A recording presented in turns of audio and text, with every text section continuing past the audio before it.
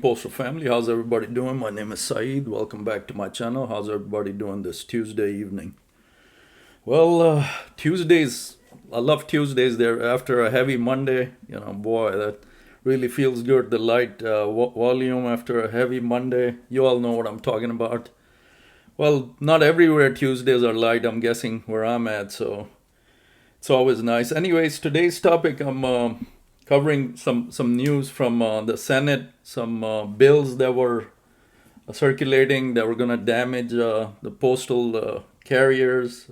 There's some updates on that. Apparently, NALC has some good news about that, so we'll get to that. But first, if you're new to the channel, my name is Saeed. Postal content is what I do, love to do. If you like postal content, I would love you have you join my channel. Thanks so much for all my support. Can't thank you guys enough. All the comments you all give me, all the positive comments. Keep giving the channel the thumbs up. Really helps out everything on here. So, anyways, first things first. Everything I say on here is from my research, my views, my experiences. I don't speak on behalf of USPS, post office. Never do. None of my videos I'm speaking on behalf of the USPS, so that's always what I'm about. So anyways, again, thank you so much for all the questions you all give me in the comments. This time around I'm keeping up with all the questions. Any comments with questions, I will return as soon as I can answer your questions. So again, can't thank you guys enough for the support. Keep giving the channel the thumbs up. Again, sorry, I said that twice, my bad. Anyways, let's get to today's topic, the news. Senate passes reconciliation package. NALC activism defeats attacks on retirement benefits and new postal vehicles. Today in the party line 51-40, 51-50 vote, with the tie-breaking vote from Vice President J.D. Vance, the Senate narrowly passed the updated One Big Beautiful Bill Act, H.R. 1. It's here again, H.R. 1. The final vote came after a day-long vote-orama, where a record-breaking number of amendments were filed. The budget reconciliation process allows Senate Republicans to bypass Democratic opposition and advance President Trump's sweeping tax, immigration, energy, and healthcare agenda with a simple majority, rather than the usual 60-vote threshold. Notably, thanks to the NALC's efforts, two major attacks on letter carriers that were proposed during the Senate process were ultimately removed from the package. This is definitely good news. They were attacking different things for letter carriers, retirement, FERS, and all that. So this is definitely good news that they were removed. Increasing the federal employees' retirement system FERS contribution rate to, get this, 15.6% for all postal employees hired after January 1st, 2026, so upcoming January. And electric vehicles, EVs, and requiring the agent to sell all its EVs and associated infrastructure were removed. So this is huge. These two things were definitely gonna, have an impact on us. So being removed from the package is definitely good news. I would like to thank every letter carrier who contacted their members of Congress to help us win this fight. NALC President Brian L. Renfore said, "While the process is not over, this is a major step forward to guaranteeing our retirement benefits stay off the table and the new postal vehicles we desperately need are protected. This victory is a powerful reminder of what's possible when our union comes together and fights for the best for every letter carrier." That's funny. Where was all this fight talk when our contract negotiations were, huh, Renfro?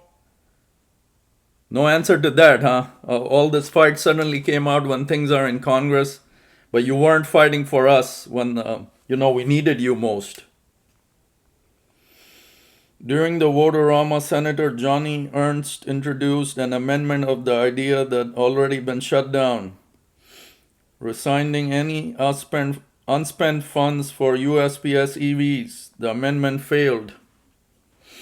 Overall, HR 1 aims to cut government spending while extending corporate tax breaks. It would make permanent President Trump's 2017 tax cuts, which are set to expire at the end of the year.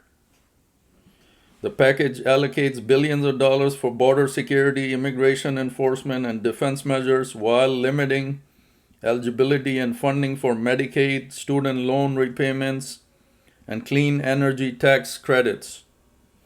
The bill is estimated to increase the deficit by $3.3 trillion over 10 years and cost $507 billion over the same time. HR 1 now heads back to the House, so it's not completely over yet. It's from the Senate, it's going back to the House now for revote, where the margins are razor thin. Members of the House Freedom Caucus, as well as moderate Republicans, have already expressed reservations about the Senate-passed bill, which includes notable changes from the House version that passed on May 22nd. These changes include increasing the debt limit by $5 trillion instead of $4 trillion, increasing the state and local tax SALT deduction cap to $40,000 for 5 years instead of permanently making permanent several business tax cuts that were temporary in the House bill. The House is expected to vote on this bill as early as tomorrow to meet President Trump's July 4th deadline.